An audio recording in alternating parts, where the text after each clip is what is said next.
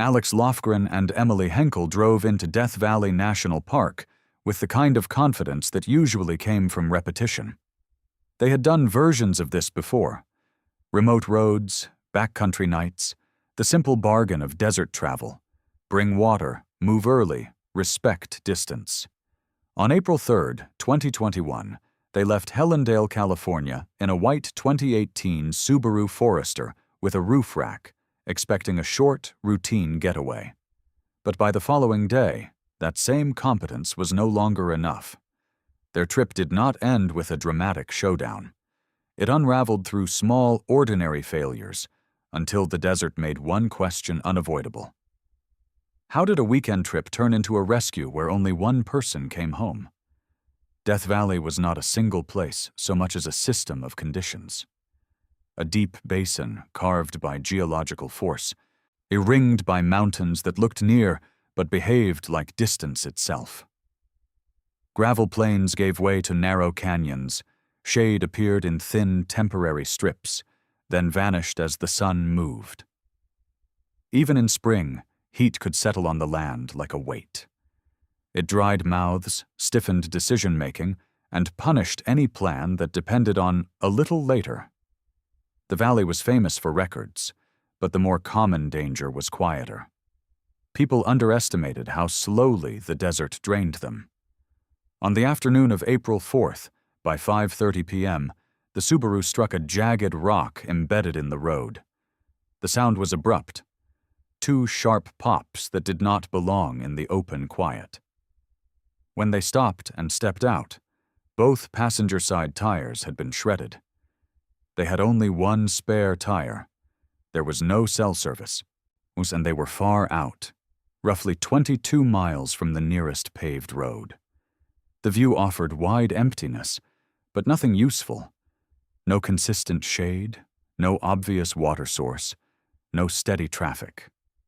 The car had become shelter, but it had also become a fixed point in a landscape that refused to be navigated casually.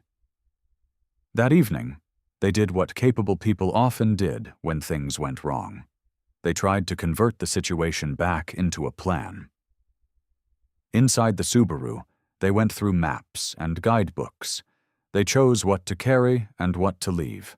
They packed a day bag with water, food, and a small survival kit. They rested in the vehicle, intending to move during the cooler hours. And before they walked away from the car, they left a message that later changed the search. 2 flat tires, headed to Mormon Point.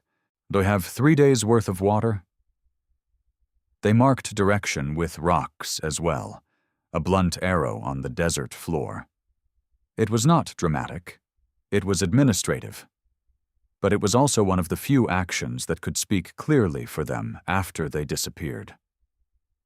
At 4 a.m., they started out. Instead of walking the long road back the way they had driven in, they aimed toward Mormon Point through the Willow Creek area, following what they believed to be a workable route. In the darkness, the desert was almost gentle. The moon gave the ground a pale sheen. Cold air kept sweat down. Every step felt like progress. But daylight did not simply arrive. It advanced. And with it came a new set of problems: heat, dehydration, and terrain that required hands as much as feet. Around 8 a.m., they found a geocache along the trail.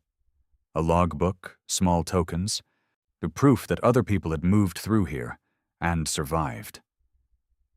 For a moment, it made the canyon feel less like a trap. They continued. The walls rose higher. The floor narrowed into uneven stone, sharp edges under thin layers of sand. The air inside the canyon carried a different sound, less wind, more echo. And then they reached the obstacle that the map could not fully explain. A steep waterfall drop, sheer enough that it did not look like a hiking problem. It looked like a climbing problem. They did not have ropes or harnesses. They searched for an alternate route.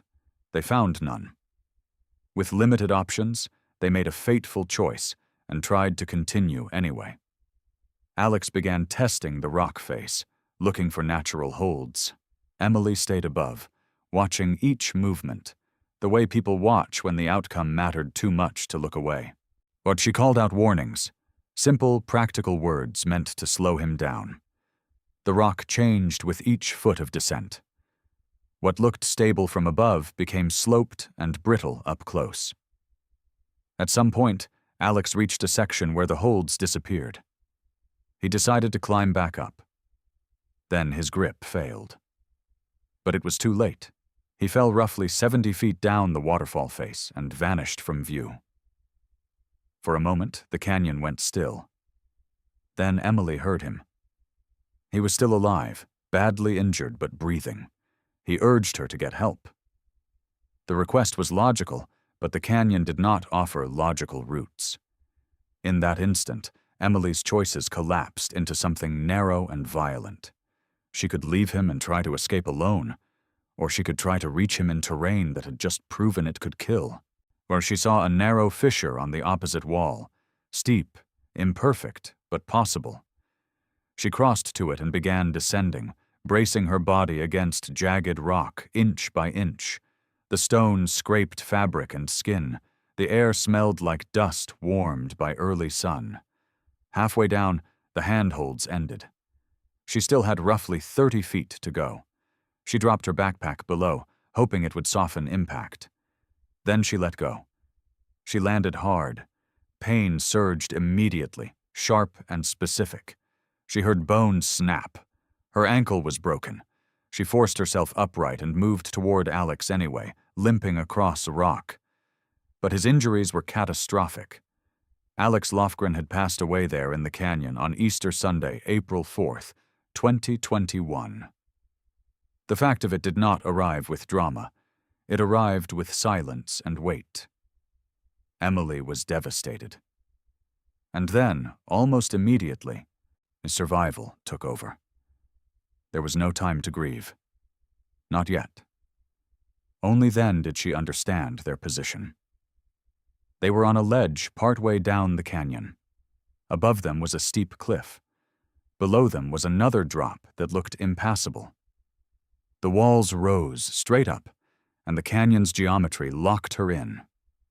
Even without the broken ankle, escape would have been uncertain. With it, movement became a slow negotiation with pain and balance. That night, she cried quietly. The dark did not soften anything. The canyon held heat longer than open ground, then released it slowly into cold. The air shifted from baking to sharp. When morning came, she did not wake into relief. She woke into the same reality. Alex's body nearby, her ankle broken, and no clear way out. She began by doing what survival training always demanded first. Inventory. She had water. She had tuna pouches. She had a small survival kit. She had a Mylar emergency blanket. And she had a solar charger that could keep her phone alive even with no signal. The phone was not a lifeline to the outside world. It became a lifeline to time, to record keeping, to order. When people were trapped, time could turn into a kind of enemy, long hours that invited panic. Emily tried to prevent that by giving her day structure. She anchored the Mylar blanket with rocks, shaping it into a crude shelter. Mylar was thin, it tore easily. Rock edges cut it. Wind worried it. She patched it repeatedly, using whatever she could. In the desert, shade was not comfort. Shade was a medical intervention. Without it, dehydration accelerated, skin burned, and cognition slipped. Each day, around 1:30 p.m., sunlight reached the ledge at a harsh angle, and the heat became direct and punishing. She found a shallow nook in the rock that gave her a few hours of protection, a narrow window where she could reduce the sun's impact.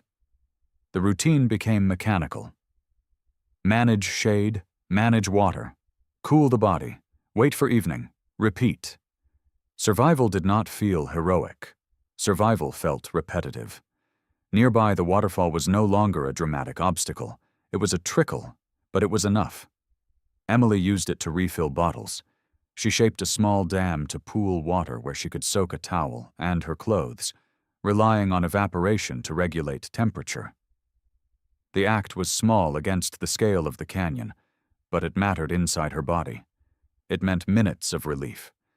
It meant a slower loss of water. She also wrote. Each day she recorded a message to herself. "We will be rescued. We will get out of here." The words were simple. They were not a guarantee. They were a tool, a way to keep her mind from drifting into the kind of despair that stopped people from doing the next necessary task. Meanwhile, far from Willow Creek, the couple's absence had begun to register. They were due to return April 4th. When they did not, a missing report was made on April 6th. Searchers checked hotels and common stops. They reviewed the backcountry itinerary Alex had logged. They tried calling cell phones and reached voicemail. In Death Valley, that result was expected. Much of the park could be a dead zone. Without satellite communication, the backcountry could go quiet in a way that felt absolute. On April 8th, the abandoned Subaru was located off Gold Valley Road. Inside was the note. 2 flat tires, headed to Mormon Point, or to have 3 days' worth of water. That sentence did what maps could not. It narrowed search focus. Aerial reconnaissance soon spotted them in the Willow Creek area, on a steep ledge. A hoist attempt was made, but the canyon's tight walls and the risk from winds and rotor wash made direct access difficult. Even after someone was found, extraction was not immediate. Back on the ledge, on the morning of April 8th, Emily heard a sound cut through the canyon that did not belong there. A distant helicopter. At first it felt almost unreal, like the mind-filling silence with hope. Then it returned, louder, echoing off rock. She grabbed the mylar blanket and waved it, forcing movement through pain. The helicopter passed overhead and did not see her. The sound faded. Hours passed. Then the helicopter returned again, louder. This time, the reflective flash of mylar caught the crew's attention. They slowed. They hovered. They had found her. And then they pulled away. Emily watched it vanish beyond the canyon rim. The moment was disorienting, but she understood the implication. They saw me. Rescue was in motion. It just was not happening yet. The sun rose higher, and she returned to the only system that still worked, her routine. Soak cloth, find shade, control water. Wait. By around 7:30 p.m., a smaller sound arrived. A drone hovered and illuminated her position, confirming condition and location. It was proof that the outside world had coordinates now. Still, night arrived again. The canyon cooled. Pain remained.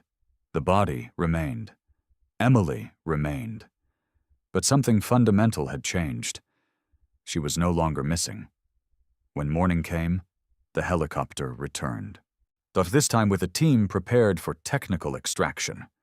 The operation was slow. The canyon resisted. The walls were tight, and winds made approach unstable. The rescuers attempted the hoist and were pushed offline, then repositioned, then tried again. For long minutes, progress looked uncertain. For long minutes, it looked like even rescue could fail at the edge of reach. Finally, they reached her. They secured her into a stretcher. Straps tightened. The rigging took shape with practiced movements. Then the hoist lifted her upward, out of the ledge and into open air. Rising like that did not feel like triumph.